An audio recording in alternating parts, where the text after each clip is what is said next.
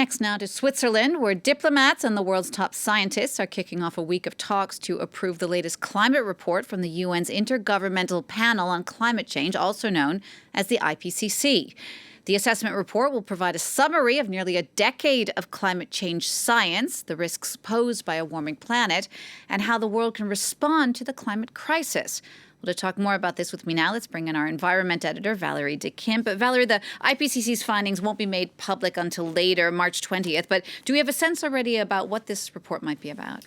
Well, what's in the report will not come as a huge shock to anybody who's been following the latest series of IPCC reports for the past 2 years. And that is because, as you said, Jeannie, this is called a synthesis report, providing a summary of their major reports for the past 2 years, reports on the fundamental science of climate change, the current and projected impacts of the climate crisis, and also potential solutions. So a summary of reports. You might be wondering, why do we care? Why do we need another report for that? And this is a massive moment for climate change science. And that's because researchers, essentially what they have done is distill 10,000 pages of research papers, of academic work, into 20 pages for decision makers. And it's probably the single most important document detailing one of humanity's most pressing issues. And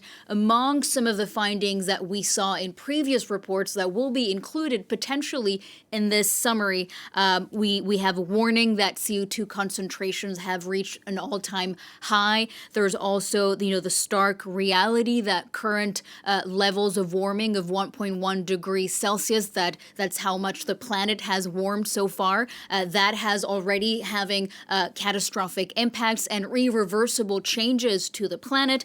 And we can also expect the report to highlight the gap, the ambition gap between what countries are supposed to be doing and what they should be doing in reality. So showing that greenhouse gas emissions have continued to rise exponentially, and we are far off track from what we should be doing.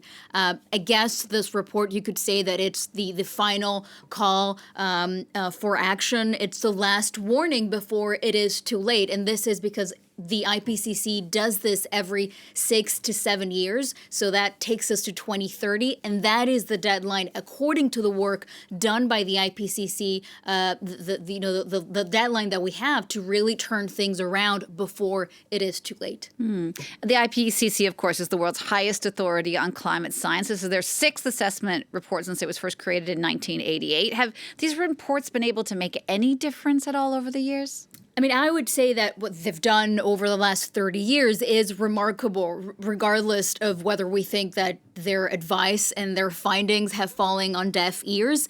The IPCC is one of a kind. You need to imagine that we are talking about a group of scientists coming together, poring over thousands and thousands of academic papers with no payment at all. This is just a service that they're doing to humanity in a way to give us the most accurate analysis that we have on climate change. And so they have played a major role in our understanding of climate change. They have also had a big influence in the discussions that we've had about climate change.